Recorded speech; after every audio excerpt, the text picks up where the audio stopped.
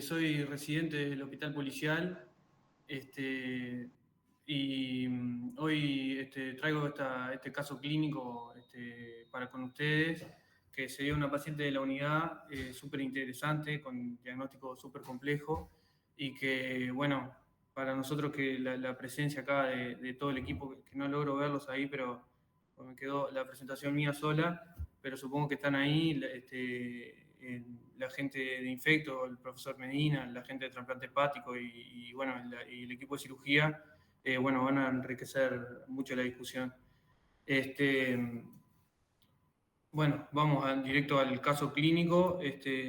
Primero vamos a ver el caso clínico y después yo voy a hacer una breve reseña del tema con toda la complejidad que eso abarca, y lo voy a intentar hacer súper escueto para no aburrirlo, porque sin duda que está lo más importante, lo más enriquecedor para todos es el caso clínico. Y yo voy a hacer algo de generalidad de trasplante de órgano sólido.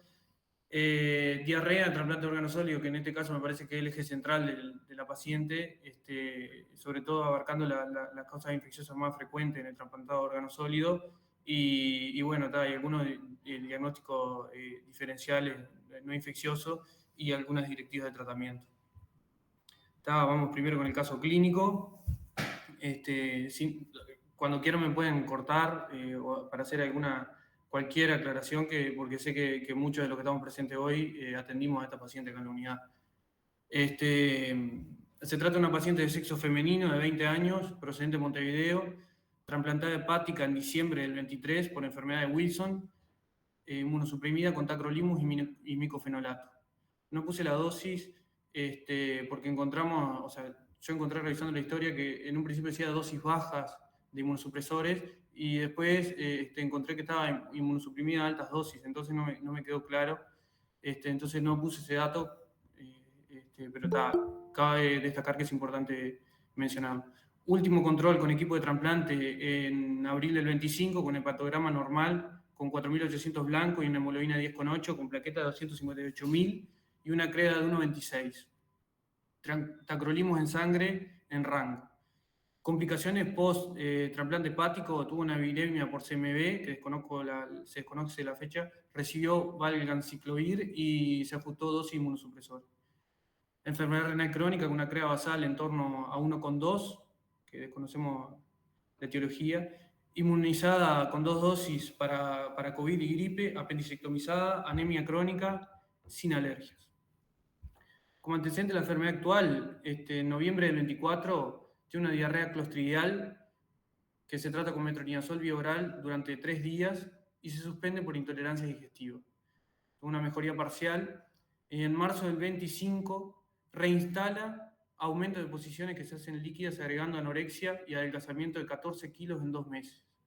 Ingresa a sala de medicina en marzo, el 18 de marzo, donde se realiza nuevamente diagnóstico de diarrea clostridial con toxinas y GDH positivo.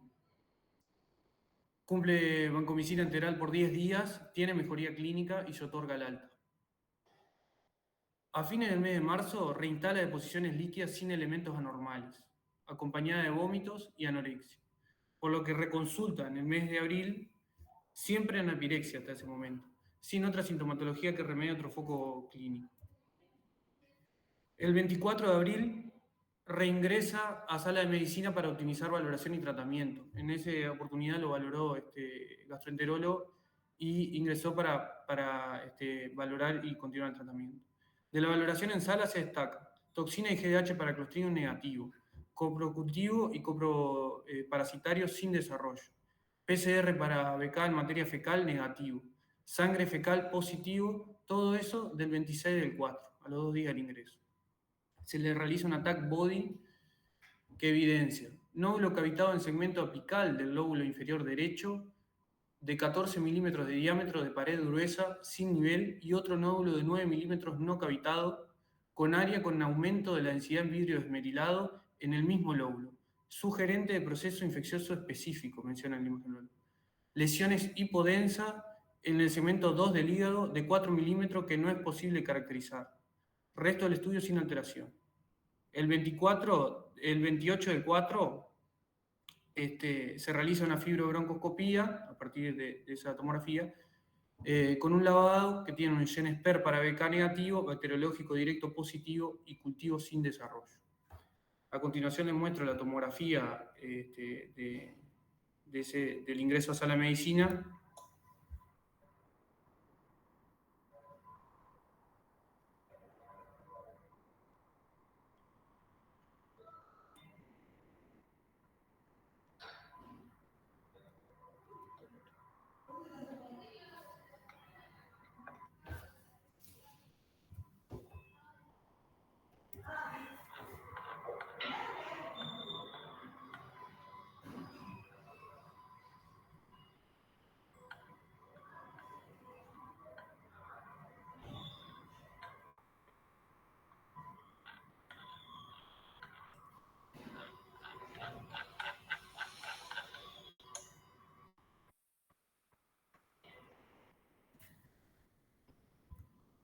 Si quieren que la repita, me avisan. Ahora en el micrófono me dicen. Evolución tórpida en sala de medicina, dado por alta tasa de diarrea y disenteriforme con gleras, agregando dolor y distensión abdominal. Permanece en apiplexia. Acompañando al cuadro, estrabismo convergente y síndrome vertiginoso. Esto se hizo bastante énfasis en el interrogatorio, se interrogó a la madre, refería que no lo tenía, se interrogó a una médica tratante, gracias al contacto que tenía una hepatóloga que nos ayudó ahí con ese nexo, y no lo tenía antes del ingreso. Tiene una disfunción orgánica múltiple no febril con inestabilidad hemodinámica, tiempo de recuperación de 4 segundos, PA 90-50 en sala de medicina que no responde a volumen, injuria renal aguda, acá digo 1, y pancitopenia.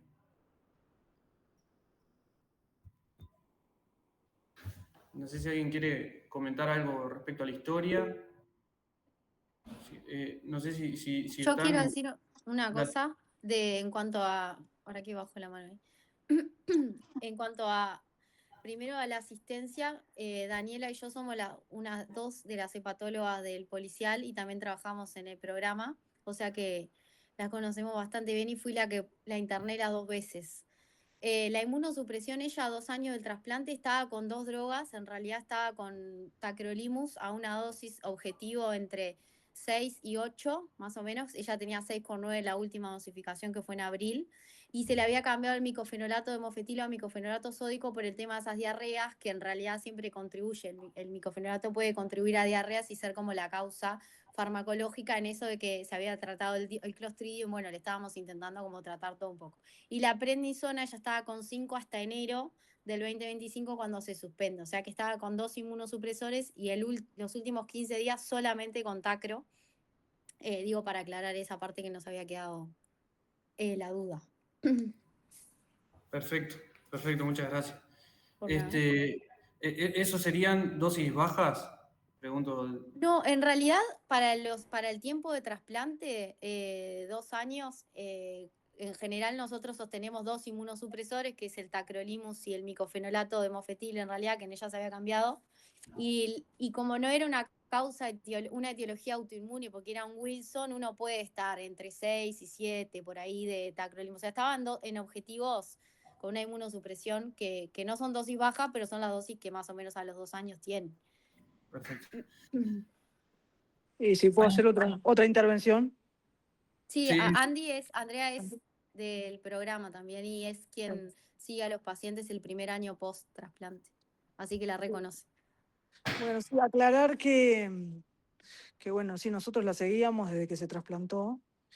Y bueno, algunos detallecitos de la historia es que no tenía enfermedad renal crónica, como se dice por ahí, tampoco tenía anemia antes de todo este episodio. No. Son cosas que surgieron bien. después. Perfecto. Yo estuve revisando las evoluciones para atrás de medicina interna y encontré esos datos y lo agregué a la historia.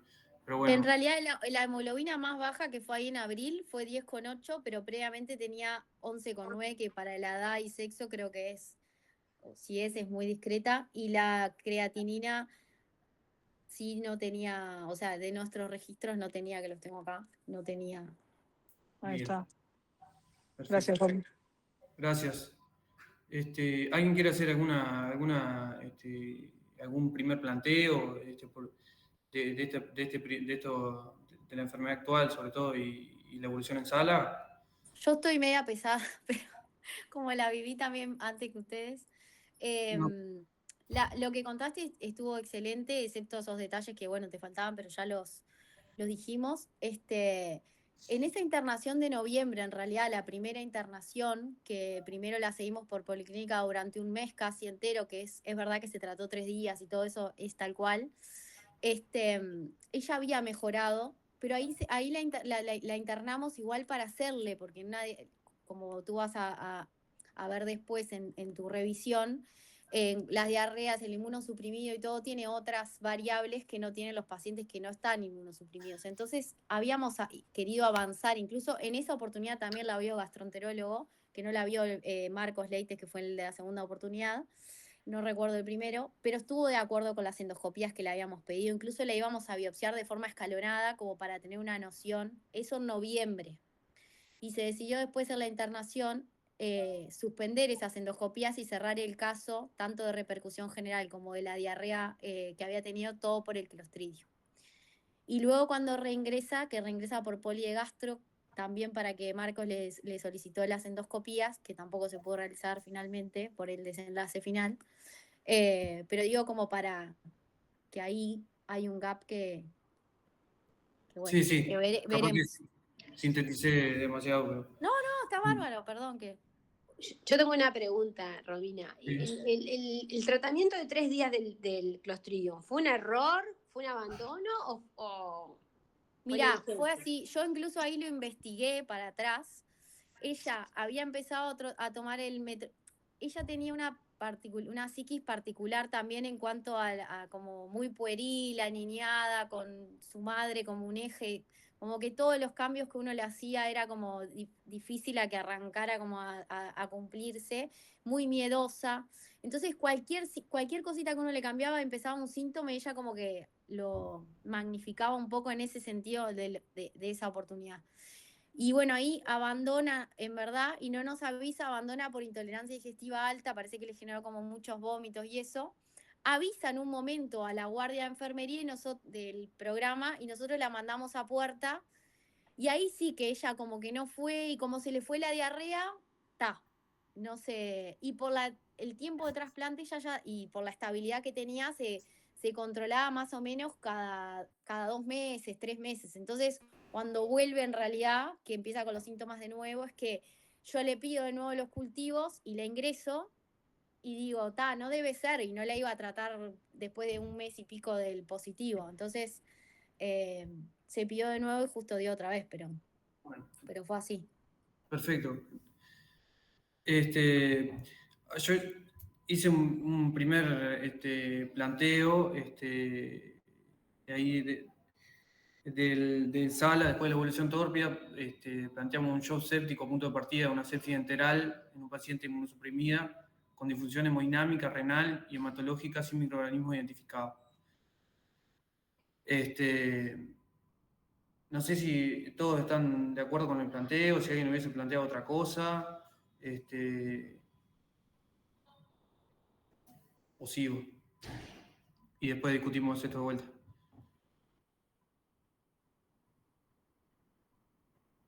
Sigo.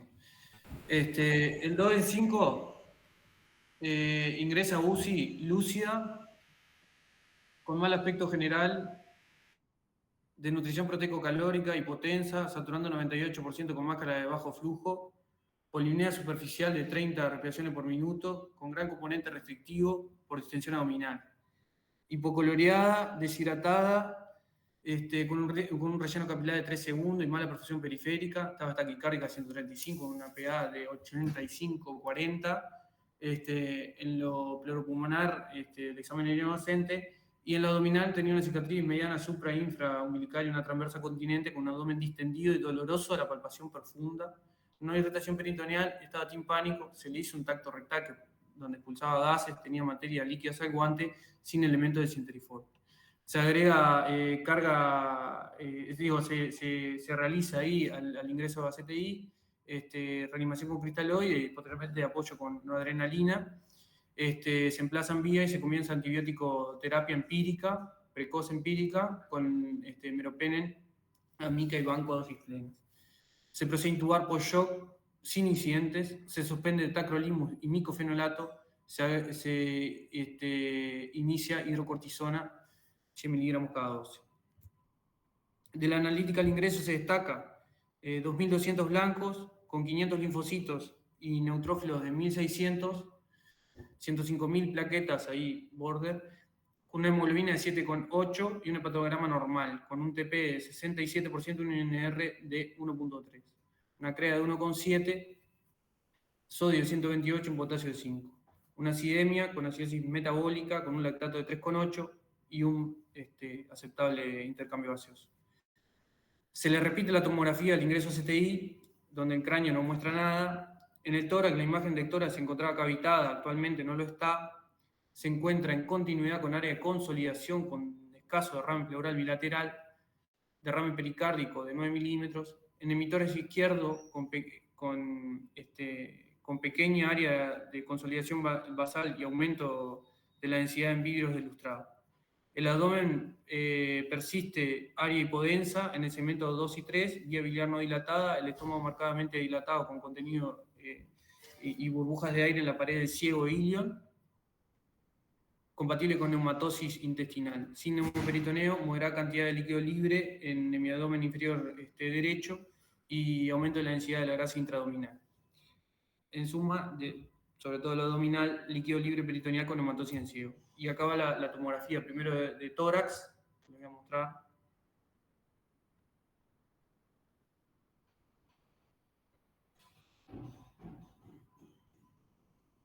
El ingreso a CTI.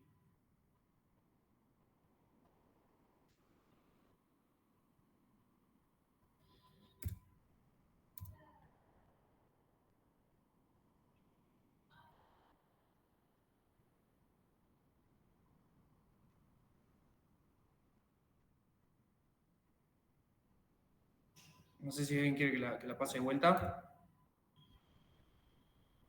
Del acto quirúrgico, para no hacerlo muy largo y leer todo, voy a leer lo grande que se hizo y le voy a dar la palabra al doctor Viana para que nos cuente un poco lo que encontró en el acto operatorio. Se le hizo una hemocolectomía derecha y de ilion, más resección del delgado por isquemia y una ileostomía y confección de vacuum. Se encontró líquido peritoneal abundante fétido turbio. Tenía isquemia en el colon derecho y sectores de delgado, incluso de sufrimiento de 20 centímetros. Acá, doctor Viana, si toma la palabra ahí, nos cuenta un poco. Dale, gracias, Ernesto. Bueno, buenas tardes para todos. Sí, yo era parte integrante del equipo quirúrgico que estuvimos el día viernes, que nos tocó asistir a esta paciente compleja de todos lados, compleja para la resolución quirúrgica y compleja en lo que nos encontramos en la laparotomía. Obviamente que sabíamos, íbamos con el diagnóstico tomográfico de que algo íbamos a encontrar, una paciente que si bien venía, digamos, con una evolución tórpida en sala, había tenido un cambio brusco y estábamos en una gurisa de 19 años con un shock severísimo. Y del intraoperatorio, bueno, una vez que era otro paso que nos ofrecía dificultad, era que era una paciente que era operada previa, trasplantada hepática. Yo era la primera situación que me enfrentaba, obviamente, a una paciente trasplantada con una patología quirúrgica aguda. Y bueno, una vez liberadas las adherencias, que fueron bastante complejas, lo que nos encontramos fue todo un patrón de isquemia, pero no la isquemia constituida de compromiso de un macrovaso, pero que respetaba el territorio mesentérico superior iliocólico derecho, es decir, tenía necrosis parcheada del sector ascendente, del ángulo derecho, algo en el transverso y en el ilion. Eso era lo que respetaba a un territorio vascular. Más allá de eso, a los 40-50 centímetros de la primera asa ilial, también tenía una lesión puntiforme que tuvimos que resecar.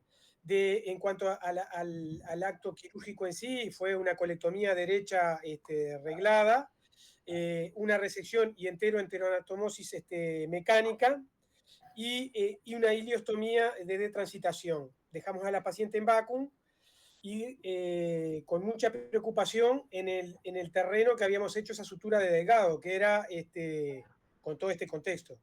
Inmunosuprimida, chocada, anemia, en el contexto de un ambiente peritoneal. Y bueno, se comportó dentro de su inestabilidad bastante estable durante el acto anestésico quirúrgico y bueno, pasa en vacún a CTI y bueno, Ernesto, tú seguirás diciendo la evolución y lo que quieran preguntarme, estoy para contestarles. Gracias. En postoperatorio reingresa con nosotros con shock séptico, con sostén hemodinámico con noradrenalina más vasopresina, pésima perfusión periférica, frialdad distal, livideces en miembros, un score de Motin 2, lactato pico de 5 en las primeras 24 horas con aclaramiento A2. Elemento de precarga de dependencia que se optimizó aporte de cristaloides. Se le hace un ETT que tenía un BI de tamaño normal hiperdinámico y un poquito ahí de disfunción del BD en este contexto de shock agudo.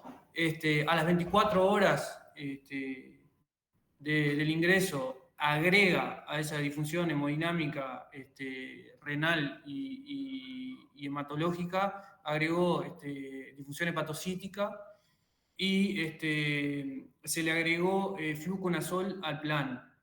Por lo que ahí en las primeras 24 horas el plan empírico que tenía la paciente era meropenem, amica, banco, fluconazol. Hizo un registro febril que no llegué a ver en los controles de cuánto era, porque yo sé que eso es importante, pero no llegué a tener la curva térmica. Mejoría hemodinámica, pero con profundización de las disfunciones hepatocítica, que llegó a levantar una bilirrubina total de 4 y una TGO de 2.500 con una TGP de 830, una albúmina de 1,1 y un TP de 57%, y lo hematológico que 35.000 plaquetas con pancitopenia. Me quedo 2 veces. Venía bajando la pancitopenia, en toda la evolución fue bajando. Es la plaquetopenia. A las 72 horas en la unidad, a los 3 días, continúa con mejoría hemodinámica, pero, continúa con mejoría hemodinámica que se logró suspender la vasopresina, un lactato de 1,2, mejoría hepatocítica, pero persistía con disfunciones. Una ira cayó 3 por diuresis, que estaba en anuria, se ajustó meropenem ahí en ese contexto, la función renal, y se le hizo la primera terapia de reemplazo renal, que fue con mala tolerancia, en realidad la única que recibió, que requirió aumento de vasopresor. Continuó con descenso de plaquetopenia, y ahí tuvimos el primer dato microbiológico nosotros. Cultivo bacteriológico del líquido peritoneal sin desarrollo, y en un directo apareció un bacilo gram positivo. Excelente intercambio gaseoso, que ese no era su problema en ese entonces, sin secreción. El 6 del 5, o sea, los 4 días del ingreso, continuaba con apoyo vasopresor, con mala perfusión periférica, elementos de precarga de dependencia, se optimizó volumen, como siempre hacemos, injuria renal código 3 mantenida, persistía con difusión hematológica, con plaquetopenia de 16.000. En lo respiratorio, si bien tenía un ultrasonido, tenía una pequeña consolidación basal izquierda con broncodrama estático, con derrame pleural leve, sin ventana de punción, tenía un excelente intercambio gaseoso. El abdomen depresible, un banco funcionante, con líquido bilioso, registro de hipotermia, 3.600 blancos, neutrófilo de 600, en descenso bajo antibiótico, con meropenem, banco, amica y fluconazol. Dado el planteo de una infección severa y complicada por Clostridium, que acá ya me gustaría que alguno... Ernesto, dígame. No, cuando puedas, una pausa, que quiero agregar algo. Se planteó una infección severa y complicada con Clostridium, se decidió agregar metronidazol al plan, y tuvimos otro cultivo que desarrolló una flora polimicrobiana con cocos gram positivos, bacilo gram positivos, y el resto de cultivos todos sin desarrollo. Se discute con infecto y demás, y se decide agregar claritromicina y ciprofloxacina y sustituir el meropenem por imipenem. valorada en conjunto con el equipo quirúrgico, se decidió ingreso nuevamente a Block. Que acá básicamente encuentran las suturas sin fallas y tenía una nueva exploración de las asas ahí que mostraba, tenía una lesión puntiforme tipo isquémica en yeyuno proximal. Inestabilidad hemodinámica durante el procedimiento que requirió aporte de cristalloide y concentrado plaquetario y sangre y glóbulos rojos. Acá una foto del acto operatorio, si quiere, Viana ya acota lo que quiera acotar y nos cuenta ahí el segundo acto quirúrgico. Hola, sí, Ernesto, no, lo que yo quería hacerte, hacer una especie de aclaración. Es decir, esta paciente la pusimos en plan de, como todo paciente que entra en vacuna, en plan de relaparotomía. Entonces, la idea era, dada la gran inestabilidad que tuvo esos 2-3 primeros días, en el que agrega ese fin de semana esos elementos de alteración del hepatograma a niveles de falla hepatocítica, que nos llegó a hacer pensar si había problemas con el injerto o no, y todas esas cosas, íbamos dilatando y dentro de su gravedad había tenido una especie de repunte y que fue el día ese que decidimos, bueno, hoy es el mejor día en el que le podemos entrar. Esa mañana que la veo, el vacuna hasta ahí venía normal, no tenía nada. Esa mañana, después que la paso a ver y que la dejo coordinado en blog, llamo ahí y es cuando ustedes me dicen, por el vacuna empezó a venir un líquido como contenido intestinal. Que bueno, que ahí fue cuando dije, me puse a pensar y dije, acá estamos perdiendo el paciente porque lo primero, en todo este contexto, suturas digestivas, en todo este ambiente, lo primero a pensar era que alguna de las suturas había fallado, o la de Delgado, o el cierre del muñón de la colectomía derecha. Bueno, la sorpresa fue que la llevamos en blog, y en el blog, cuando abrimos el vacuum, estaba bloqueado a nivel centroabdominal un sector con contenido intestinal que no era mucha cantidad, y asas teñidas de bilis. Previo a nosotros, que es algo que quiero acotar al final, se había planteado una cirugía vascular para colocación de catéteres. Una cirugía que fue en esta paciente que estaba border, hasta si se quiere, de bastante tiempo, y después vino la nuestra. Cuando tengo que explorar varias veces el sector, tenía en ese momento el color de las asas y de la cavidad abdominal era un color casi que de muerto. La palidez extrema, no sé si era shock, anemia, mezcla las dos cosas, y me costó encontrar, era un pequeño orificio puntiforme en el borde mesentérico, lugar que no es el habitual de perforación, sino es antimesentérico, pero que habla de cosas, de yeyuno, tercera asa yeyunal. No tenía mucha cosa para hacerle, eso con reparación no iba a funcionar, hice una sutura rápida también de Delgado, hice un entero, lateral, manual, vacuum, y bueno, la situación fue catastrófica y la vas a terminar contando, Ernesto. Sí, muchas gracias, doctor. Antes de seguir, me gustaría, como para pasarlo un poco más dinámico, a ver que si alguno se anima a acotar algo, a ver si está de acuerdo con el planteo realizado, de si sostiene todavía el planteo bueno, que eso sea una colitis por isquemia por Clostridium, si estuvieron bien los planes antimicrobianos iniciales. Si hubiésemos hecho algo diferente.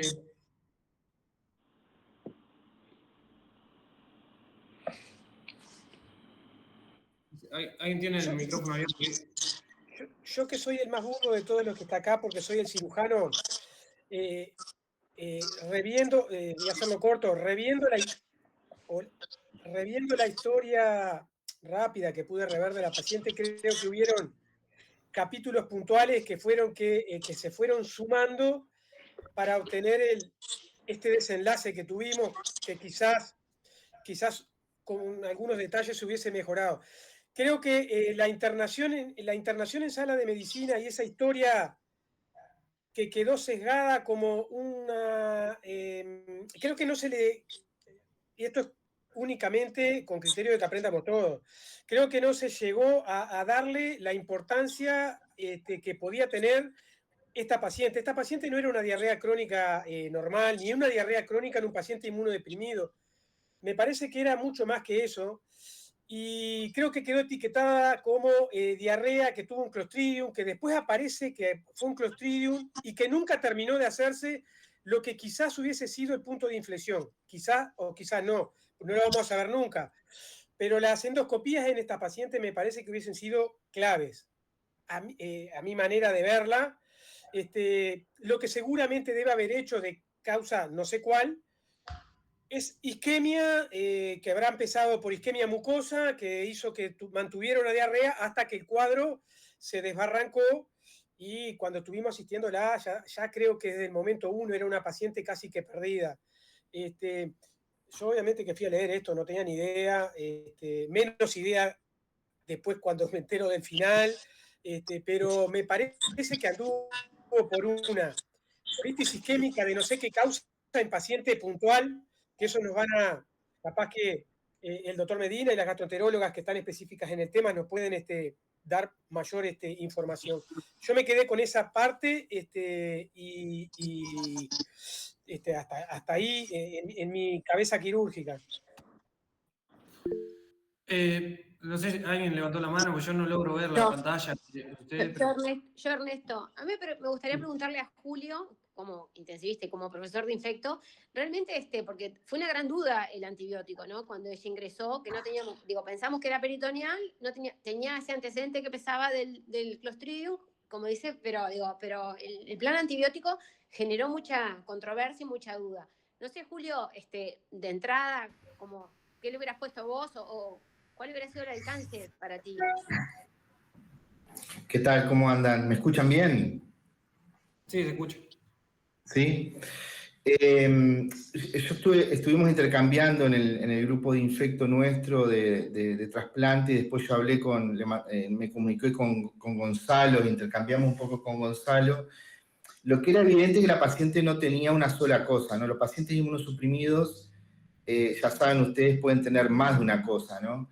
Y además, cuando desarrollan una enfermedad infecciosa, tienden a inmunosuprimirse transitoriamente, y es el terreno para sumar y coinfectarse o hacer una copatología simultánea o una seguida atrás de la otra, ¿no? Entonces, lo que había que juntar era las lesiones de pulmón con lo que le estaba pasando a su tubo digestivo, y eso no era tan fácil. Las cosas clásicas que juntan pulmón con tubo digestivo en inmunosuprimidos son, por supuesto, la tuberculosis, ni que hablar, las micobacterias atípicas, por supuesto, cualquiera de las micobacterias atípicas, la anocardia también puede tocar, es más raro el tubo digestivo, pero puede tocar pulmón y tubo digestivo, y por supuesto histoplasma también es otro patógeno que hemos visto que tocan pulmón y tubo digestivo, y ya después cualquier otra cosa es más infrecuente. Hay una serie de patologías que pueden darlo, pero ya es más infrecuente. Lo que tenía era un nódulo cavitado al principio, lo cual orientaba esas cosas. Entonces, en el momento que entra la terapia intensiva y que está con un shock séptico, ya era bastante tarde todo lo que se pudiera hacer con esta paciente, ¿no? Eso es evidente, estoy de acuerdo con el colega de cirugía, con Viana. Ahí el tema era qué cubríamos, porque podíamos estar tratando una enfermedad que hubiera perforado el tubo digestivo en sí misma, o la complicación de la perforación, que era la peritonitis que tenía, evidentemente, ¿no? Así que el Clostridioides difficile no era, obviamente, la única explicación, sino que había que encontrar algo más que le hubiera pasado para juntar con el pulmón. Y en ese escenario yo me acuerdo que hablé con Gonzalo, y de hecho veo que ustedes fueron en ese camino, era tratar de cubrir estos patógenos, ¿no? Tratar de cubrir, por supuesto, los inespecíficos que estaban en el abdomen. Al tener un abdomen perforado había que cubrirlo porque tenía su peritonitis puesta, pero habría que tratar de cubrir algo que le hubiera provocado eso, ¿no? Así que en ese escenario, sí. No, una acotación que quiero hacer porque puede servir para la discusión. Si bien teníamos lo que teníamos de colitis isquémica, no había una perforación macro clara, ni había esas peritonitis purulentas de que todo el abdomen está lleno de pus. Había líquido peritoneal de contenido turbio, pero no era una peritonitis ni fecaloidea, ni una peritonitis purulenta de que hay pus adentro de la barriga, que también es de esperar en un paciente inmunosuprimido, pero me refiero, no había para que pueda servir para la discusión, no había una macro perforación. Sí, entendí eso. Lo que pasa es que incluso después se encuentra una perforación pequeña y además había patógenos compatibles con una permeación del tubo digestivo, ¿no? Digo, o sea, eso había que cubrirlo, evidentemente. Pero el tema es que no se había podido demostrar una etiología de base que explicara la perforación del tubo digestivo. El Clostridium difficile solo no parecía explicar ni la evolución crónica que tenía este paciente que había arrancado en noviembre, ni los compromisos pulmonares, o sea que eso no, era evidente que no era así. Así que se decidió, hablando con Gonzalo, cambiar el meropenem por imipenem para cubrir mejor la nocardia, ver si se podía tener un aminoglucósido, pero la falla renal lo dificultaba, agregar un macrólido y una fluorquinolona para tratar de ayudar si había una micobacteria atípica, y estar muy cerca para ver si se podía poner anfotericina por el planteo de histoplasma o criptococo. Ese fue el razonamiento y creo que ustedes hicieron muy bien el manejo, pero la paciente no era fácil de tratar porque ya se había desencadenado la tormenta inflamatoria, ¿no? Pero creo que por ahí vamos, la oportunidad se había perdido, es una secuencia de pérdidas de oportunidades de diagnóstico en esta paciente a lo largo de muchos meses, ¿no? Eso es lo más triste.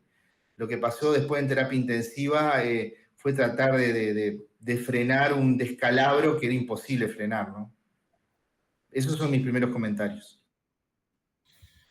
Bien, muchas gracias. Esta diapositiva no la leí, pero supongo que está hace rato en pantalla y bueno, tuvo un shock mantenido, shock refractario, reanimación continua. Como decían por ahí, se plantearon hacerle estudios microbiológicos adicionales, pero está shock refractario y falleció ese mismo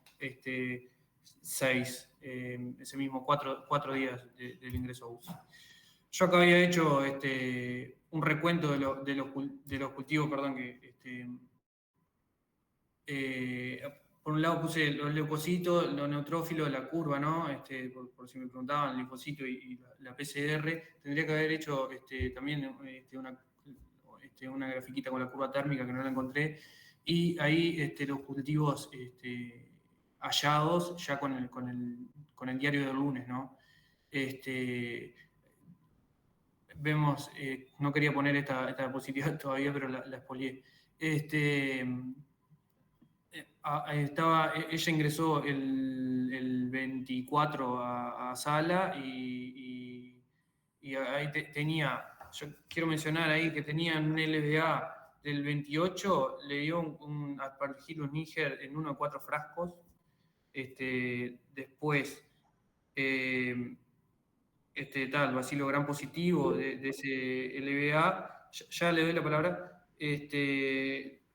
un CMB que tenía reactivo IgG e IgM, y un líquido peritoneal ahí que muestra un directo bacilo gram positivo y cogram positivo. Ahora le doy la palabra a ustedes. Quería preguntar nomás, a ver si... dos cosas quiero preguntar. Obviamente, capaz que con este resultado ahí es una obviedad, pero tal vez nos quedamos cortos con el tratamiento con el fluconazol. Y después la otra, que supongo que eso es un sí rotundo con el cultivo ahí, pero después la otra es, ¿y qué el estrabismo convergente ese que mencionábamos, lo puede causar el CMV?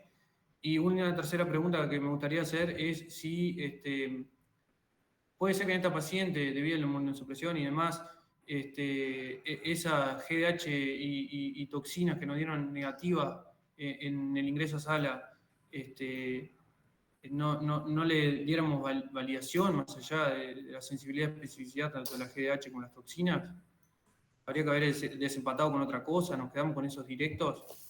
No sé quién está levantando la mano ahí, que hable nomás. No, yo, pero no, no de las preguntas de infecto. Era para decir otra cosa. Dale nomás. No, pero que te respondan esas preguntas así queda ordenado Dale. y. No, voy por la última. El algoritmo de diagnóstico de Clostridioides difficile arranca con la GDH. Si la GDH te da negativa, no tenés que seguir. Si te da positiva, tenés que hacer la toxina para el Clostridium. A veces se hacen las dos cosas juntas, evidentemente. Y si te da positivo, ambas cosas tenés diagnóstico de Clostridium, ¿no? Te puede pasar que tengas una GDH positiva y un Clostridium negativo, y ahí tenés que hacer una biología molecular, ¿no? Pero si te dan los dos negativos, en realidad el que hace el diagnóstico, el que aleja el algoritmo es la GDH. Pero puede pasar, o sea, que el desenlace final no haya sido el Clostridium, que evidentemente había que cubrirlo igual, después les salta positivo a ustedes ahí, y era la otra parte del tratamiento que también había que ver cómo hacerle llegar la vancomicina al tubo digestivo, ¿no? Además del metronidazol intravenoso. Y lo del aspergillus, estoy viendo acá que tenía un lavado bronquial del 28 de abril que dice cultivo aspergilo niger 1 de 4. Y después tenía el galactomanano negativo. El cultivo, el directo dio negativo. Eso es muy difícil de interpretar, ¿sabes? Ajá. Si el directo te da Después, positivo. perdón que corté, pero después tiene ahí va, el galactomanano negativo. Perdón. Sí. Por eso, si vos tenés un cultivo positivo, 1 en 4 ahí como tenés, pero tenés el directo negativo y el galactomanano negativo, lo más probable es que ese aspergillus sea un contaminante, ¿no? O sea, se haya contaminado la muestra con el ambiente. Vos necesitás que, para que los cultivos, leerlos bien, digamos, o sea, darle una interpretación etiológica, tienen que ser positivo, el directo tiene que dar positivo, y el galactomanano puede dar positivo o no. Nada es imposible en medicina, y en los inmunosuprimidos nada es imposible. Los hongos estaban dentro de los planteos de compromiso pulmonar y digestivo, ¿no? El aspergillus no es el que más hace las dos cosas, lo hace el histoplasma. Clásicamente está primero por lejos, después el cripto, y el aspergilo más alejado. Nada es imposible, pero así, viéndolo así, ¿qué tenés a favor? Bueno, no tenés un diagnóstico etiológico del pulmón por ahora, tenés nódulos cavitados, bueno, puede ser, entonces en ese escenario tenés la epidemiología y tenés un diagnóstico que no tenés confirmado, pero lo otro te lo aleja, o sea, son el clásico paciente que uno le repetiría el lavado bronquial alveolar y le mandaría a tomar otra muestra. O sea, en este escenario, uno no dice es positivo, tampoco dice es negativo absolutamente, uno de repente manda un nuevo lavado, ¿no? Pero es más negativo que positivo, digamos, en el escenario final. No sé si se entendió el razonamiento. Sí, gracias. Gracias. ¿Alguien más quería hablar? Yo lo que quería decir en realidad respecto también al comentario que hizo Viana, que estoy alineada con él en cuanto, porque además fui participante de los ingresos, digamos, y justo coincide que, como les dije, trabajo en los dos lugares, entonces la conocía bastante. Que nada, que los pacientes inmunosuprimidos, yo creo que uno de los aprendizajes a tener que no es un paciente que las manifestaciones clínicas son como los pacientes que habitualmente estamos habituados a atender, que son pacientes que en realidad llevan como una especialización aparte porque tienen más riesgo de infecciones, peor evolución, mayor incidencia de enfermedades raras, mayor incidencia de tumores, alteraciones por efectos adversos de la inmunosupresión, o sea, son pacientes que realmente, y cuando dejas pasar un tren, se te fue, y si bien obviamente que ustedes están más habituados que nosotros a ver pacientes en CTI con fallas multiorgánicas y una sepsis de origen entérico, ya saben que cualquier paciente, sea inmunosuprimido o no, tiene una altísima mortalidad. Cuando ya llegás ahí, el paciente inmunosuprimido o sea, en general ya lo perdiste. Por eso es que a veces sonamos más como pesadas nosotras desde capaz de patología, de ingresar, ¿no? De ser como insistentes en avanzar con estudios que capaz que una chica de 20 años no lo haces. O sea, no le haces una endoscopía con biopsias parcheadas, no, pero era como, había un montón de cosas que creo que excedían, y bueno, creo que es parte del aprendizaje que nos vamos a llevar todos, eh, que no cerraría nunca un paciente inmunosuprimido tan fácilmente como que está cursando esa infección y tal, y menos cuando tiene repercusiones sistémicas como es una anemia, como es una, ¿no? una pérdida de peso del 14, en ese momento de entre el 14 y el 20% de peso corporal constatado por el equipo de nutrición de USNE del hospital, o sea, es como, nada, eso, yo me quedé con ese gusto, obvio, como todos, pero como está, que capaz que yo tendría que haber sido un poco más cuando se le suspendieron esas primeras endoscopías, capaz que yo tendría que haber sido más insistente en volverla a internar enseguida y que se las haga, pero está, nada, no pasó. Así que está, eso quería comentar. Gracias. Me quedó una pregunta colgada. ¿Habría que haberle dado relevancia a las Lo manifestaciones? neurológico, ¿no? Eso me te iba a contestar. En ese Lo momento, explica perdón, dale.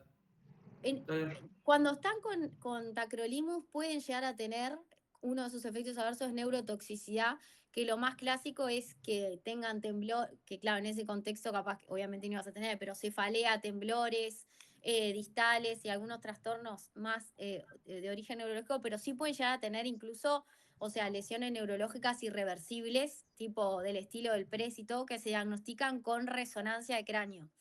Yo en ese momento no sospeché que fuera porque todavía no estaba con la injuria renal como para que haya subido de golpe las dosis, porque ella toleró, incluso estaba mirando nuestro registro de FKemias, de tacrolimus en sangre, llegó a tener en un momento 12, que es bastante, si bien no es tóxica, pero es bastante alta, y ahí no había tenido ningún efecto neurológico vinculado al tacro.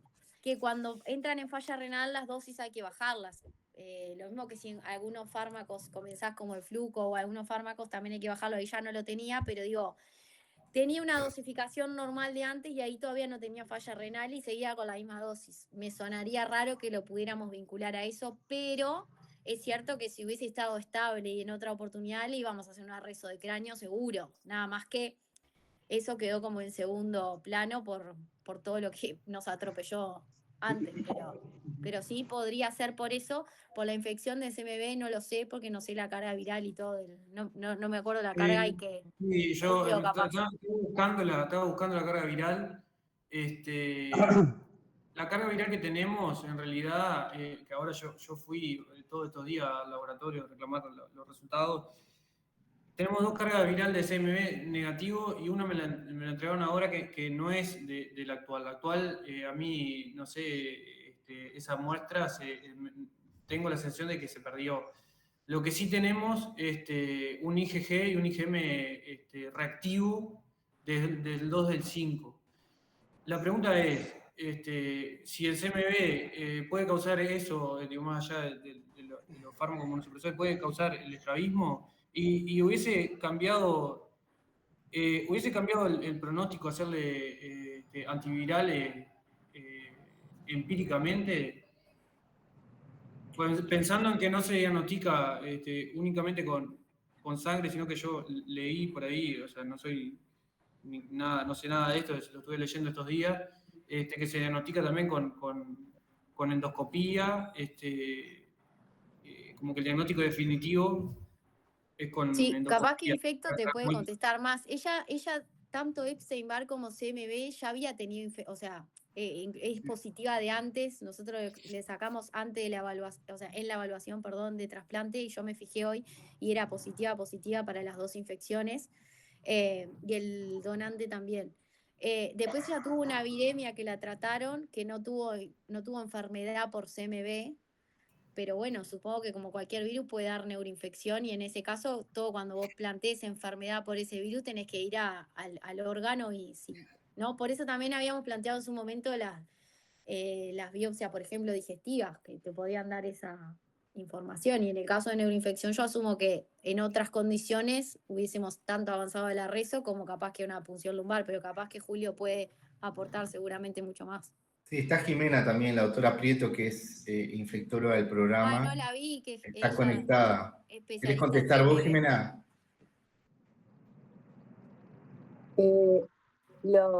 Solo lo del CMV.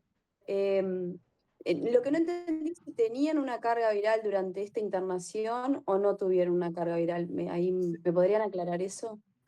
Se sacó carga viral, pero la muestra no la pude hallar en el laboratorio. Eso, y como salió, esa cosa que no pude dar con ella.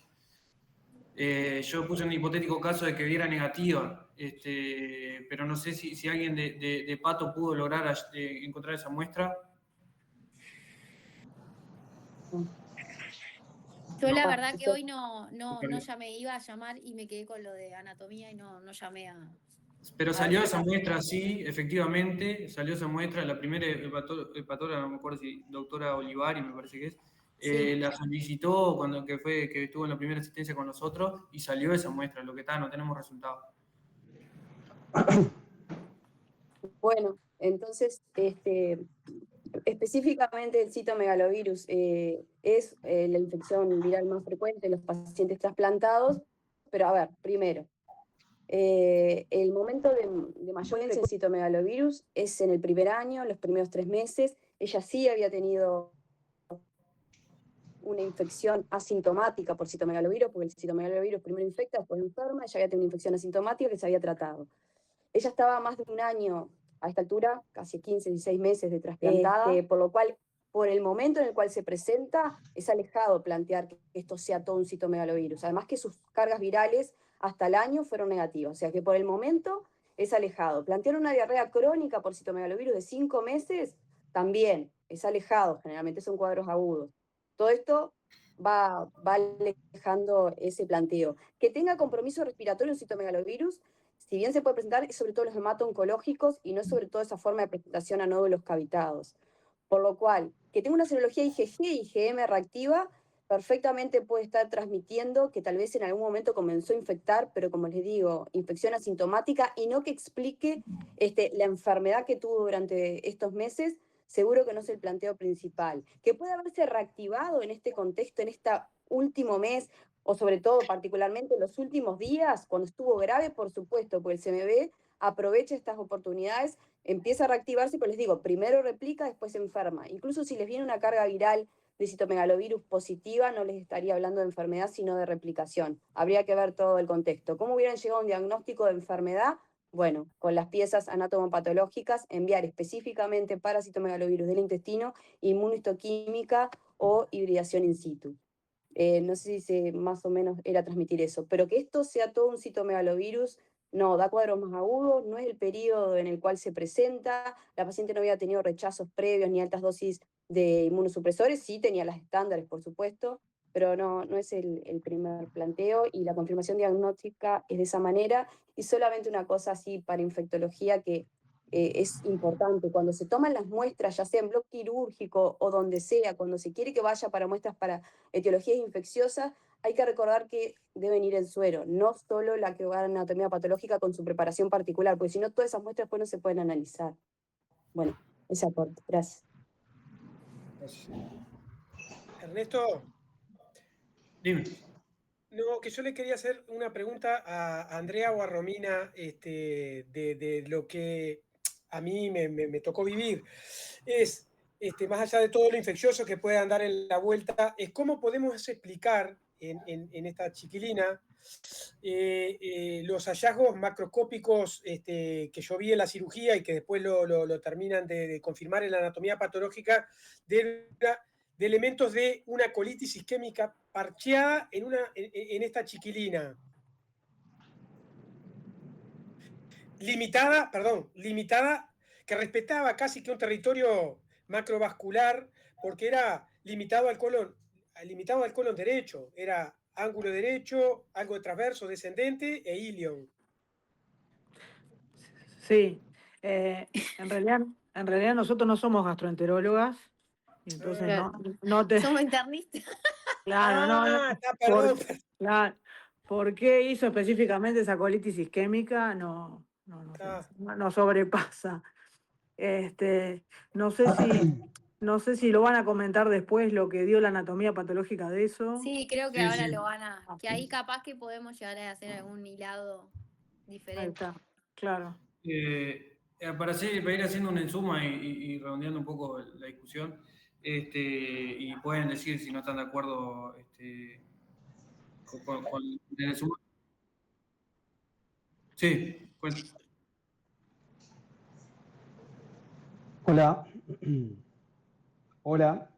Hola, sí, te ¿Ahí me escuchamos. escucha? Bueno, Claro. Sí, no, venía con la mano levantada, ahora ya como que pasó un poco, pero en definitiva me parece que me parece muy interesante el planteo de todos los especialistas que están, pero me parece que desde el punto de vista de medicina intensiva, para nosotros, la colitis que inicialmente nosotros teníamos como causa el Clostridium, de repente nos quedamos un poco cortos en el planteo, un poco lo que decía Julio, ¿no? De cómo hacer llegar el tratamiento al colon, y me parece que nos quedamos ahí con la hemicolectomía, nos quedamos medios cortos de tratamiento, tal vez el metronidazol tendría que haber arrancado antes, solo con vancomicina, me parece que no fue suficiente, obviamente.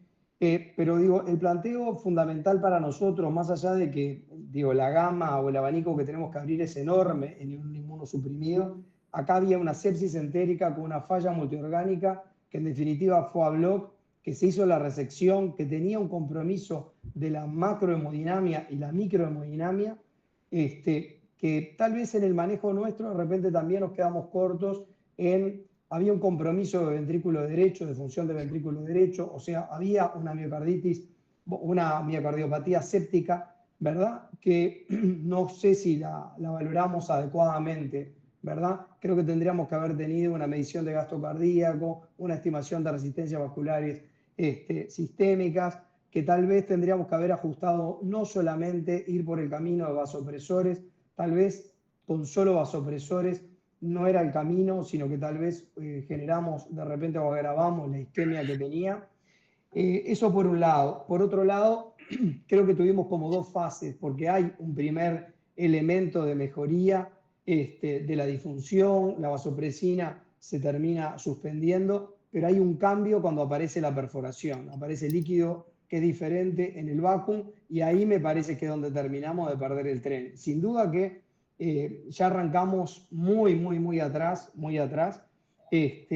porque esta colitis ya la primera tomografía, lo que se veía era brutal, y creo que acá jugaron varias cosas, la hipertensión abdominal por un lado, por otro lado la hipotensión y la alteración microcirculatoria, y sobre todo a nivel del tubo digestivo. Eso creo que fue una bomba que por más que detectáramos esas áreas mal perfundidas y se hiciera la resección, eso iba a seguir. Pero aún así tuvimos una leve mejoría de la macrohemodinamia inicial, y esto se termina de irnos de las manos cuando aparece la perforación y la remoción del foco.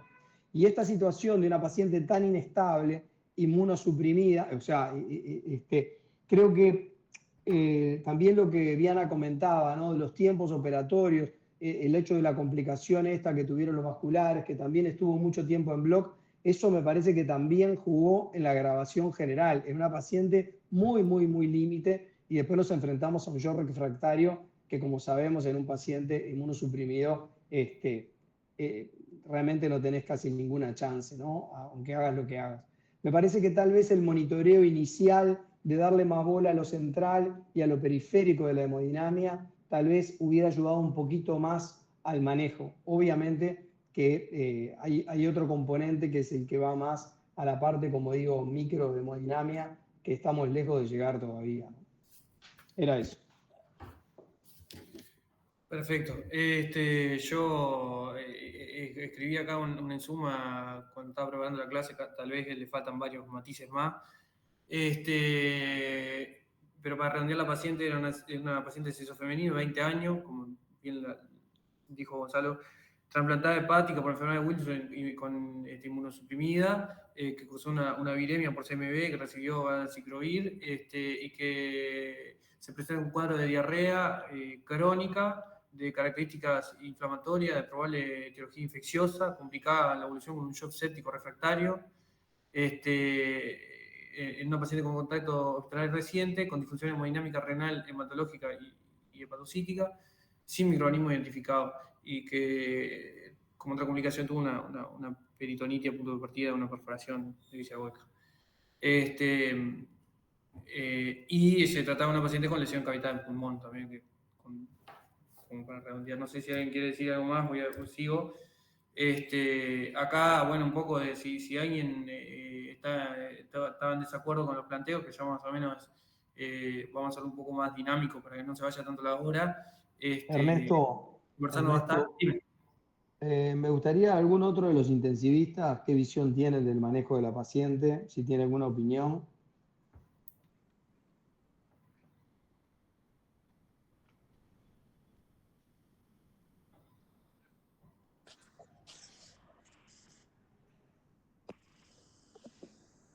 Gonzalo, ¿vos preguntás acerca del plan antibiótico o acerca del manejo hemodinámico? En general, me parece que está bueno tener la visión del punto de vista de la gente de trasplante, de Julio y de los infectólogos que están en la reunión, pero me gustaría también, del punto de vista de la medicina intensiva, qué visión tenemos el resto, que vivimos la paciente y que también nos generó dudas, que la fuimos piloteando como pudimos y buscando soluciones. ¿Qué impresión les da del manejo que tuvimos? ¿Qué críticas nos podemos hacer? ¿Qué otras cosas ahora con el diario del lunes se les ocurre?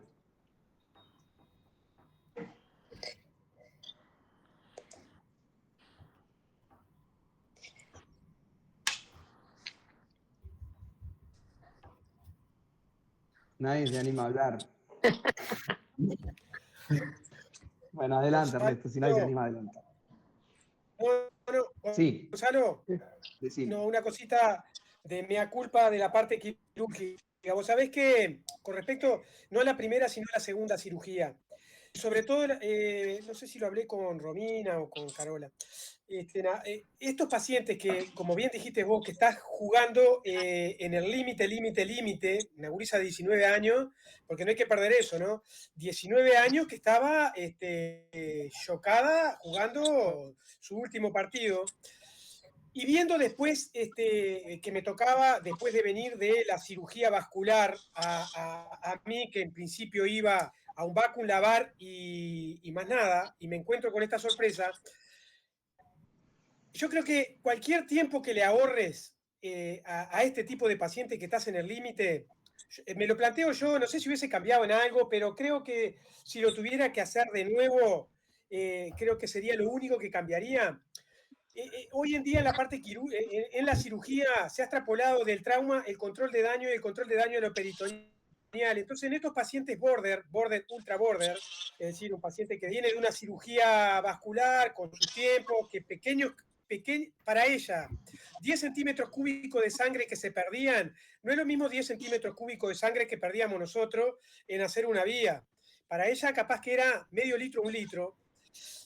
Y yo, después que pasó lo que pasó, dije, yo capaz que ahí tenía que haber tirado un disparo lineal a los 2 cabos y haberme ido.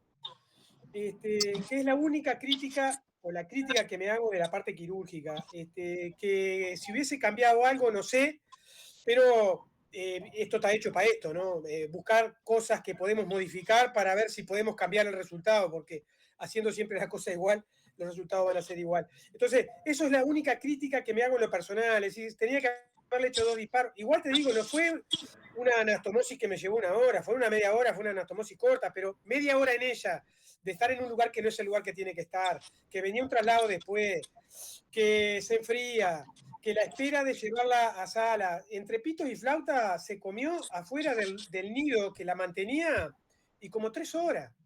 Entonces, es la única crítica que me hago y que si me enfrentara a una situación como esta, creo que, bueno, me replantearía el tema de control de daño en lo peritoneal, que es un tema que se viene en la cirugía también. Nada, eso para darle pie a los intensivistas que van a hablar ahora. Bien, bien. ¿Sigo? ¿O alguien más quiere decir algo?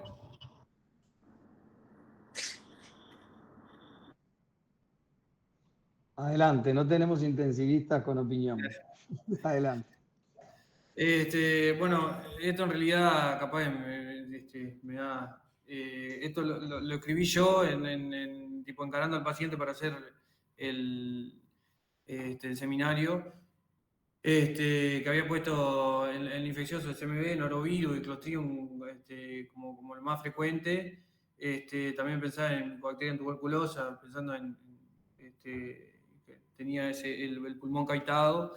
Y en lo farmacológico, micofenolato y tacrolimus como que era lo más planteable, pensando en lo que tiene la paciente, obviamente no en este contexto, porque viene con el micofenolato de tacrolimus hace tiempo, y demás, no creo que sea la causa ahora, alejadamente y como causa que lo puede generar. Eso infeccioso, y después otras que me parece que en este contexto todavía no mucha cosa más que decir, si no había colonoscopía, ¿no? Y acá le traigo una perlita que básicamente la anatomía patológica dio que tiene un intestino delgado con infiltración por proliferación celular atípica compatible con un proceso linfoproliferativo. Las dos dieron lo mismo. No sé si alguien de hepato o gastroenterólogo o medicina interna, se me ocurre, quiere hacer un comentario de esto. Sí, Esto lo recibimos el sábado de noche. ¿Sí? Yo por lo menos me enteré de esta anatomía patológica el sábado de noche.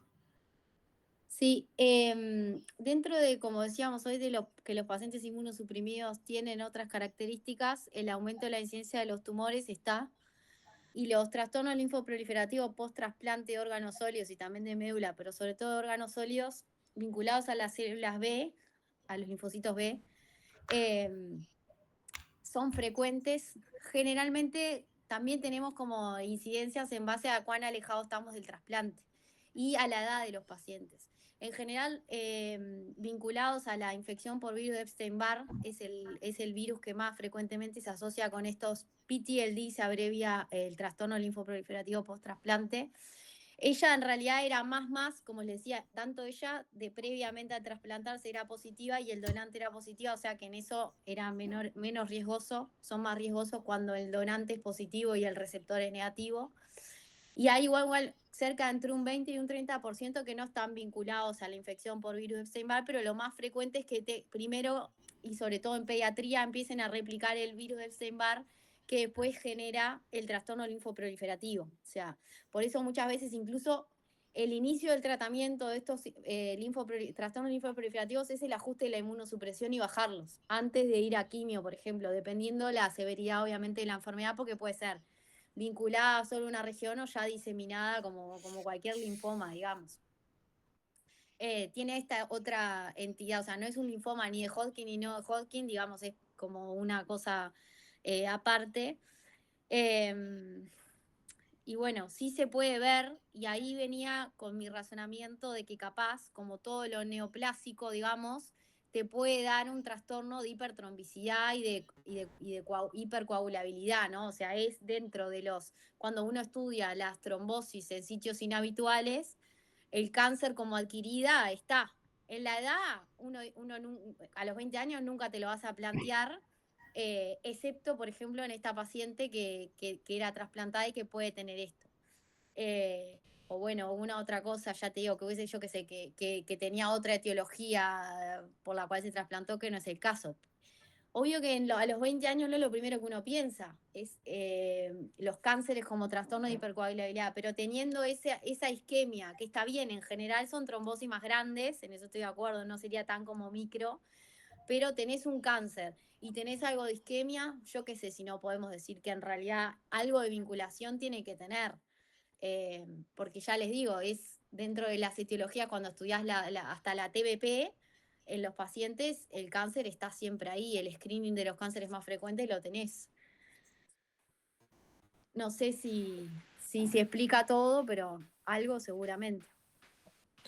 Un comentario breve nomás, no sé si me están escuchando.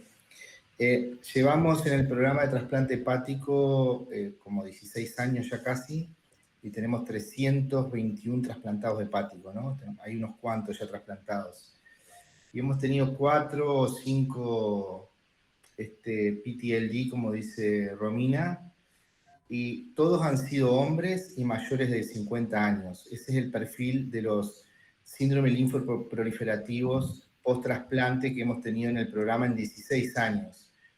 Y este sería un síndrome linfoproliferativo temprano, porque aparece antes, empieza a aparecer antes del año, ¿no? O sea, ella está con síntomas a partir de noviembre del 2024, o sea que se había trasplantado en diciembre del 2023, llevaba menos de un año cuando empieza con los síntomas, aunque el diagnóstico se hace ahora, ya ha pasado el año, evidentemente, ¿no? Ya cuando termina falleciendo la paciente. Entonces, en ese escenario de síndrome linfoproliferativo temprano, realmente es de gente, de niños y adolescentes jóvenes. Digo, y ustedes para que sepan, los que tienen más riesgo de estos síndromes linfoproliferativos son los trasplantes de intestino y los de pulmón y los de corazón. Hígado está como en el medio dentro de los riesgos, pero a pesar de eso, en 16 años hemos visto 4 o 5, pero ya les digo, este sería el primer caso en 16 años y de 321 trasplantes en que aparece una mujer joven y en un periodo antes del primer año. O sea, estamos hablando de algo que es infrecuente, inusual, pero es plausible en el diagnóstico, en el contexto. Falta la inmunohistoquímica, ¿no? Por lo que veo es un informe de microscopía, habría que ver que la inmunohistoquímica lo confirme finalmente. Lo que estaría sobrando o no cuadrando del todo es el compromiso pulmonar, o sea, los nódulos pulmonares pueden ser de un síndrome linfoproliferativo y con compromiso digestivo. La cavitación, eso sí que también es raro, no es algo frecuente, nódulos cavitados en el contexto de un PTLD. Pero como todo en medicina, las cosas pueden ocurrir, ¿no? O sea que en suma estamos hablando, falta la confirmación por la inmunohistoquímica, pero es plausible que termine siendo positiva. Llama la atención la cavitación pulmonar y sería el primer caso en 16 años en el programa que aparece en una mujer y joven antes del primer año. Estamos hablando de algo bastante excepcional. Y finalmente, todo esto se podría haber evitado si se hubiera hecho una filocolonoscopía en tiempo y forma, que por lo que cuenta Romina y cuentas tú, por lo menos en un par de veces se solicitó y no se hizo, ¿no? Entonces, eso fue, realmente es bastante triste que eso haya ocurrido. Y por supuesto que no estaba dentro del planteo inicial de esta paciente que tuviera. Le estoy contando lo infrecuente que es. Estamos hablando del primer caso en 16 años del trasplante del programa. No es algo que esté en un razonamiento inicial, aunque estuvo recién al final, unos días antes estuvo dentro del programa el planteo que había que hacer una carga viral de Epstein-Barr para ver si estaba con una viremia. Ahora, puede haber un síndrome linfoproliferativo no vinculado a Epstein-Barr. Nosotros en el programa seguimos y le pedimos viremias de control a los pacientes cuyo donante es positivo para Epstein-Barr y el receptor es negativo. Ese es el máximo riesgo. Hemos tenido pacientes y lo que hacemos es pedirle carga viral de Epstein-Barr con cierta frecuencia, porque si la carga viral se hace positiva, hablamos con los hepatólogos y ellos bajan en inmunosupresión como una estrategia de controlar la viremia y evitar que el paciente progrese a un síndrome linfoproliferativo. Pero ella tampoco estaba en ese grupo de alto riesgo, porque ella ya era positiva. No sé si me van siguiendo. Ella ya era positiva, no estaba dentro del grupo de alto riesgo, con lo cual no se monitoriza. Pero bueno, ahora tenemos, después de 321 trasplantes, un caso en 16 años de estas características. Estamos hablando de algo inusual, ¿no? Sí, de hecho, en esa primera internación que yo les contaba, que fue en noviembre, si mal no recuerdo, se había pedido también una tomografía como en búsqueda de otras causas y dentro de ellas que no tuviera adenopatías o algo que hiciera sospechar como en eso también, pero sobre todo por esa repercusión general y que está en el pico de los pacientes con linfoma no vinculados a, digamos, al trasplante. Los linfomas de Hodgkin, por ejemplo, de los 20 años también es un pico, ¿no? Entonces, bueno, era como por ese lado, pero no habíamos tenido tampoco ni adenopatías ni nada por el estilo.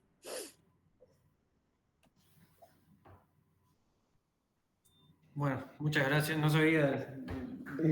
Perdón, una pregunta, Julio. ¿Y les parece que el compromiso, digamos, a nivel de mesentérica superior, que era un poco lo que planteaba Viana, que esto sea todo vinculado a una hipertrombicidad a punto de partida del síndrome linfoproliferativo? Y plausible es, ¿no? Posible es. La otra es que haya hecho una combinación de cosas, una sumatoria de Bueno, cosas. Un exacto. linfoma, ¿no? Perdón, vamos a decirlo bien. Un síndrome linfoproliferativo post-trasplante temprano, esa es la definición en este caso, con ese escenario, en el que se le puede haber sumado su Clostridium, evidentemente, y luego la permeación, o sea, toda la sepsis del shock séptico sumado, ¿no? ¿Vos estás más a favor de eso, Gonzalo? Una sumatoria de cosas. Me parece, o sea, sí, me da la sensación que, o sea, pensaría que sí, que se sumaron varias cosas. Me parece como difícil explicarlo solamente por la hipertrombicidad y tener ese colon infartado, que lo puede explicar, pero me da más la sensación justamente eso, que el terreno igual permitía que la colitis por Clostridio sumado al síndrome linfoproliferativo, eso ya era una carta que nosotros ni la planteábamos y que eso le daba, pero potenciaba la gravedad de una manera sin ninguna chance de tratamiento, ¿no? Me parece que ahora como que uno empieza a ver la paciente realmente dónde estamos parados y obviamente que esto se había jugado muchísimo antes, sin duda, pero me parece que solo con esto me parece que no explicamos toda la paciente. Me da la sensación.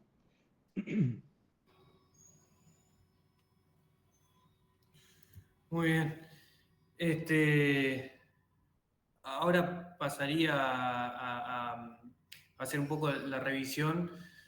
No sé, Gonzalo, qué dices tú, pero yo veo que lleva una hora y 20, capaz que sigo o, no sé, intento hacerlo rapidito.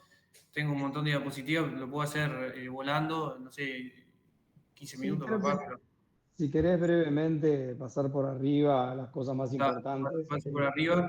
No sé, si alguno tiene alguna actividad o demás, desde ya le agradecemos por acompañar y por la discusión, hemos aprendido un montón. Y yo no creo que le agregue, no creo que le agregue nada a ustedes. Bueno, en generalidad de trasplante de órganos sólidos, que ha habido un aumento en la incidencia en este último tiempo, que los principales problemas son las infecciones y las neoplasias malignas, que es fundamental un diagnóstico temprano y tratamiento rápido y agresivo. Voy rápido, así no la aburro, porque tengo un montón de diapositivas, son fáciles, pero tengo un montón de diapositivas.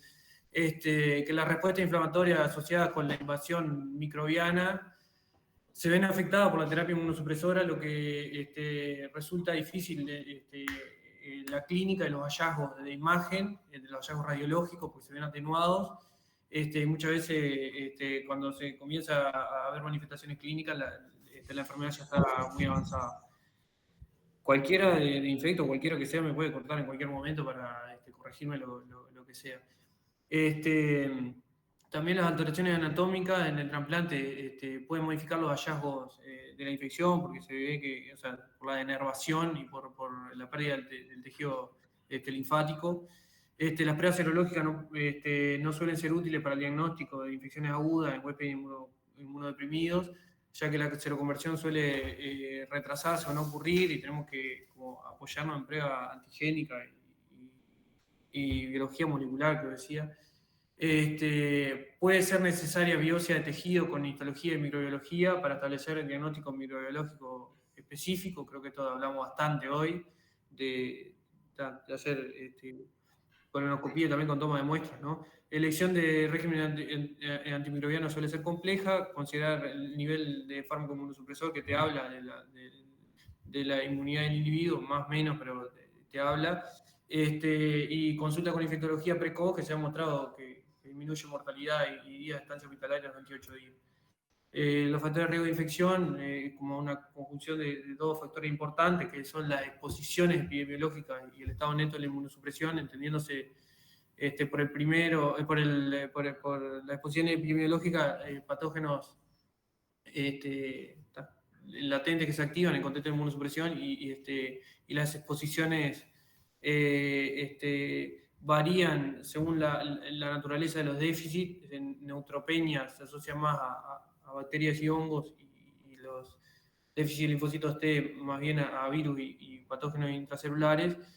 Y el estado neto de inmunosupresor, que es como un concepto de factores que predisponen a la infección en huésped, que son el tipo y la dosis y duración de las terapias inmunosupresoras, las comorbilidades, que tenga tejido devitalizado, acumulaciones de líquidos, dispositivos invasivos como sondas, catéteres, drenajes y demás, la neutropenia, hipogamaglobulemiia y problemas metabólicos, o sea, desnutrición, diabetes, uremia, e infecciones concomitantes. Todo esto predispone al huésped a la infección.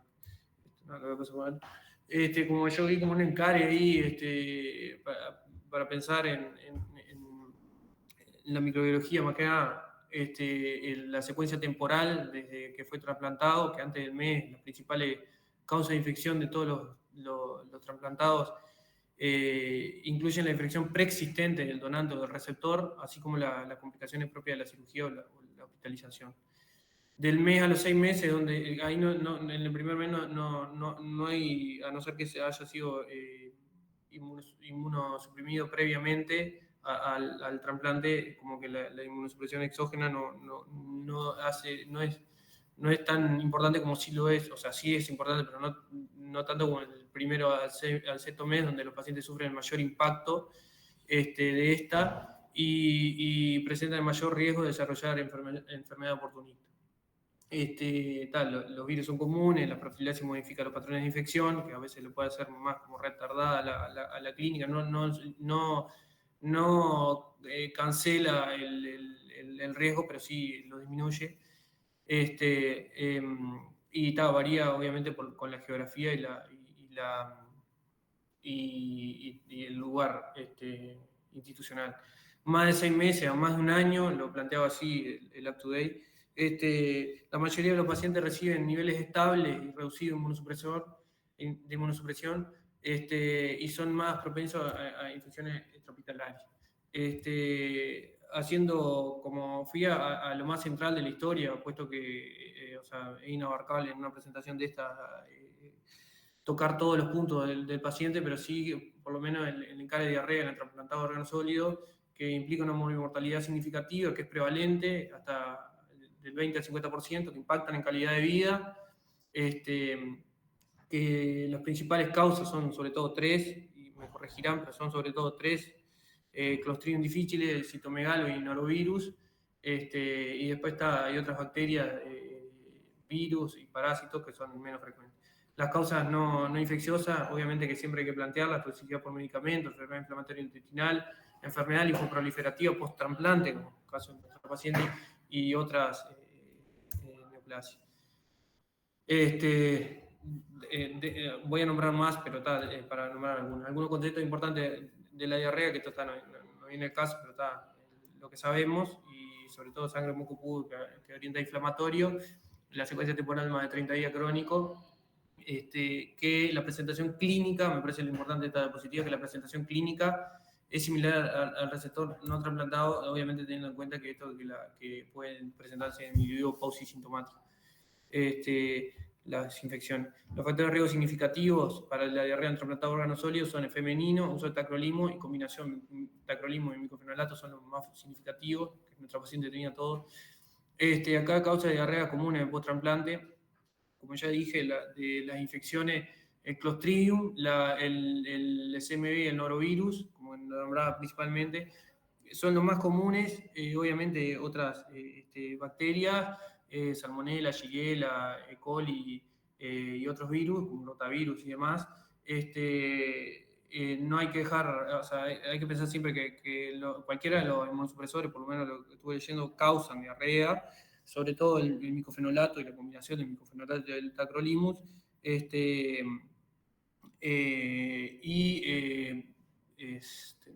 Iba a comentar algo acá, no recuerdo. Y después está, como decían ahí, la enfermedad linfoproliferativa post-trasplante, que es un grupo heterogéneo de enfermedades como de hiperproducción de células linfoides que se pueden ir desde patología, o sea, es como una entidad propia que puede ser o benigno hasta neoplasias malignas, y que dentro de la ubicación extraganglionar más frecuente es el intestino. Causan cuadros de diarrea y bueno, y después la enfermedad de injerto contra huésped, que más que nada se da en el trasplantado de intestino. La evaluación diagnóstica, hay que hacer análisis de las heces, saber que tiene bajo rendimiento, se sugiere un enfoque escalonado para no pasar por alto infecciones que pueden causar complicaciones en estos pacientes. Se debe centrar en medicamentos, patógenos comunes y patología colónica. Acá un encare ahí que encontré del trasplantado de órganos sólidos de la Sociedad Americana, que básicamente lo que dice es que hay que enviar análisis de ese a pacientes para detectar Clostridium, patógenos bacterianos y evaluar la carga viral de CMV en sangre. Saber que la enfermedad invasiva por Clostridium se puede sospechar con la diarrea y la carga elevada en suero, pero que sin embargo el diagnóstico definitivo de Clostridium en suero, de Clostridium, de la enfermedad, perdón, entreveré, el diagnóstico definitivo de CMV tisular es con toma de muestras por endoscopía, con inmunohistoquímica y cambios histopatológicos, que fue lo que estuvimos hablando. En ocasiones esto puede ser todo negativo y ahí hay que ir a estudiar norovirus y otros parásitos. Yo creo que lo más importante, porque yo como que esto tampoco estaba tan exacto de cómo tenía que ser, bueno, estaba tan validado, pero sí que hay que estudiarlo más frecuente, que se tiene que hacer colonoscopía y ir por estudios de toma de muestras de tejido y demás, mucho más agresivo que los pacientes no inmunosuprimidos. Creo que ese es el concepto grande que nos tenemos que quedar. Acá un poco de las recomendaciones, que no voy a pasar rápido porque ya veo que se me va todo, pero está más o menos lo que dije. Después la diarrea por Clostridium, que está lo que es el Clostridium, que la toxina que tiene que estar sí o sí presente cuando uno testea esto es la toxina B, que puede haber la toxina C es más hipervirulenta y causa más riesgo de recurrencia y mortalidad, tiene elevada incidencia, elevada mortalidad, que la colitis fulminante se da en el 5 al 15% de los receptores de trasplante de órganos sólidos que cursan Clostridium, aunque hay una alta tasa de colonización, que la exposición previa a los antimicrobianos es de los factores de riesgo más importantes, como sobre todo clinda, cefalopurina de tercera, cuarta, fluoquinolona y carbapenémico. Es 5 veces más común en el trasplantado de órganos sólidos el Clostridium que en los inmunocompetentes. Acá factores de riesgo del huésped, de exposición a esporas y alteración de la microbiota normal. Esto es una frase media polémica, pero en los receptores de trasplante de órganos sólidos, la detección de Clostridium en su toxina no deberá asumirse como la causa de diarrea hasta que se consideren y descarten causa alternativa, que se estén utilizando fármacos que le estén causando diarrea puntualmente, que estén otra causa infecciosa de enfermedades diarreicas, porque hay alta tasa de colonización yo creo que igual de esto no entra en nuestro paciente que tenían difusión orgánica múltiple, estaba chocado y demás. Que obviamente hay que considerar. Después el diagnóstico clínico, apoyado en pruebas de laboratorio, no se deben repetir automáticamente luego una prueba negativa, hay que evitar pruebas de curación, o sea, ya tratamos de Clostridium, no hay que seguirle pidiendo porque hasta el 60% sigue dando positivo. El cuadro que da, que todos sabemos, después deposiciones formadas, es poco probable que sea un Clostridium. Acá lo decía el profesor Medina, GDH, y después desempato con las toxinas, si me da positivo. Si me da negativo, pido toxina A y B por PCR y ahí descarto o diagnostico. El manejo, aislamiento, considerar otros diagnósticos alternativos. Después, la elección del tratamiento antimicrobiano se basa en la estratificación de la gravedad, que la gravedad esta de la guía uruguaya, sobre todo vamos a ir a la severa y complicada, shock, ilio, megacolon tóxico, peritonitis y perforación colónica, la TCM más de 5. Ahí lo tratamos con banco y metronidazol, tendría que haber sido de una el tratamiento. Y consulta con equipo quirúrgico precoz, colectomía de emergencia, considerar paciente con perforación, adógeno agudo, shock. Y está acá un poco de la guía americana con algunas diferencias y pocas del trasplante de órganos sólidos. El rol de la TIG, esto lo encontré en un artículo ahí del 2020 que podía ser utilizada la TIG en dosis cara de luego 50 cada 12, que si no responden a banco metronidazol, eso no sé si quieren hacer un comentario, bienvenido. Acá el riesgo de la recurrencia. Está el pronóstico, que la infección crónica tiene un aumento significativo de la mortalidad, con tasa del 2 al 8% y es riesgo independiente de muerte. El CMV también es un virus de la familia herpes virus, que provoca múltiples efectos directos por el síndrome de CMV o enfermedad invasiva tisular e indirecto por disfunción y rechazo del injerto. Los riesgos para enfermedad por CMV más importantes son que el estado serológico del donante y del receptor. Si el receptor es negativo y el donante es seropositivo, es más riesgo. Y después los factores de riesgo son el nivel neto de inmunosupresión, el rechazo agudo, la edad avanzada y la mala función del injerto en los receptores renales. La clínica, anemia, síndrome de CMV, que fiebre, fatiga, anemia y enfermedad invasiva tisular. Ahí voy a ir los síntomas más típicos de colitis, dolor abdominal, diarrea y fiebre, y que la infección por CMV se ha asociado a otras causas de colitis como la infección por Clostridium y enfermedad inflamatoria intestinal.